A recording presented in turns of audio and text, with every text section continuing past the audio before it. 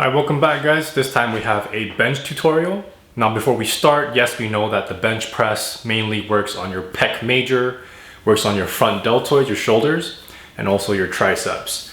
However, since it is a compound movement, it's important to understand that because you're moving multiple joints, there will be other muscle groups that are involved.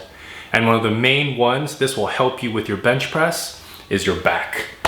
Now, because when you are doing any type of movement, the opposite muscle is there to help you on the eccentric part of the movement.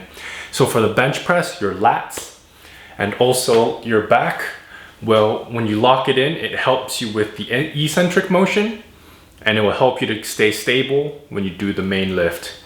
I'll explain more in the lift. So let's get into it. I'm not sure exactly how many steps are going to be, but if you follow along, I'll show you step by step what I do and the steps I take before I bench and while I'm benching to achieve the maximum strength output possible. The setup is key when it comes to the bench press. A bad setup could mean a lift or a no lift. So the first thing you do is actually to move your feet behind your body. If you have it out in front of you, it becomes very loose and not strong. When you move your feet behind you, it allows you to flex your glutes and also allows you to keep your glutes planted to the bench. This is where leg drive comes in. In this case, leg drive just allows you not to push the bar up, but to lock you in place. Next comes your back. What you want to do is retract your scapula and keep it planted onto the bench at all times, no matter how you move your arms. As you see, there's a small arch on the lower back that helps to ensure that the back is locked in. As you see, what I did was I lifted my shoulders, rolled it back and pushed it back down. Make sure when you lie down, your back is still in that position, and that is how you lock your back into place. Like any stable surface, a 3-point of contact is necessary. So the 3 points would be your feet, your butt, and your upper back. Another way of getting your back in position is like so. Push your feet up so that only your upper back is touching the bench. Put your feet down, then plant your butt, and then lift off. There you can see my upper back is taut and there's still a gap on my lower back. Moving on to grabbing the bar. For grabbing the bar, the width of the bar depends solely on you. Whatever feels comfortable. However, a nice cue would be at the bottom, your forearm would be perpendicular to the floor.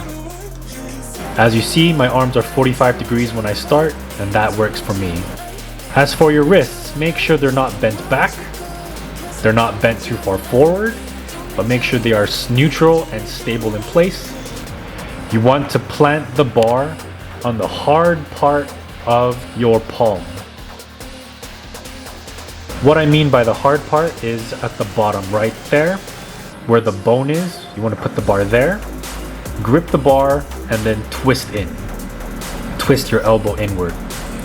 Now, here is where some people have wrist problems and they feel pain because their wrists are really skinny. What you should do is get wrist wraps. Now, when you use wrist wraps, what you want to make sure is that you're covering not just your wrist, but also part of the back part of your hand. Too many times when I see people wear wrist wraps or they try to put them on, they put them solely on the forearm, and that is not correct. What you want to do is make sure that it covers half on the forearm, half on the back side of your hand. So no matter how you move your hand, it's very secure and it's as tight as possible.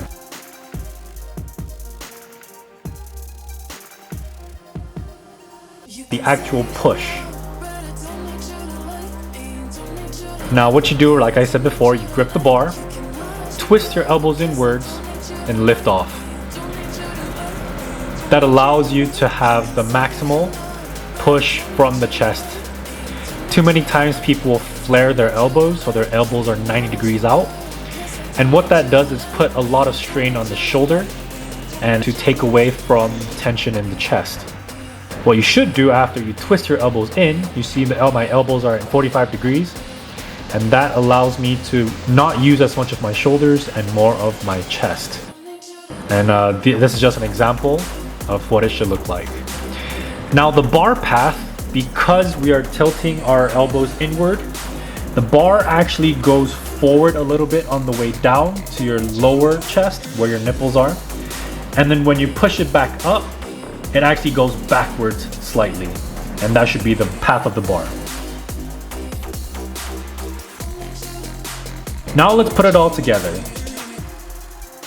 Set up, tighten your back, lie down, set up your feet so that you're able to secure your butt in place.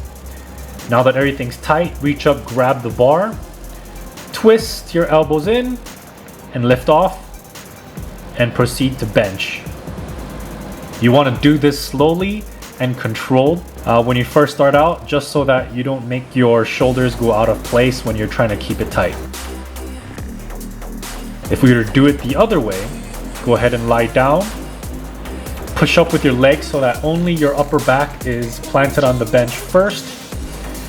You can go ahead, grab the bar, put your feet down on the floor, have them set up, and then plant your butt down.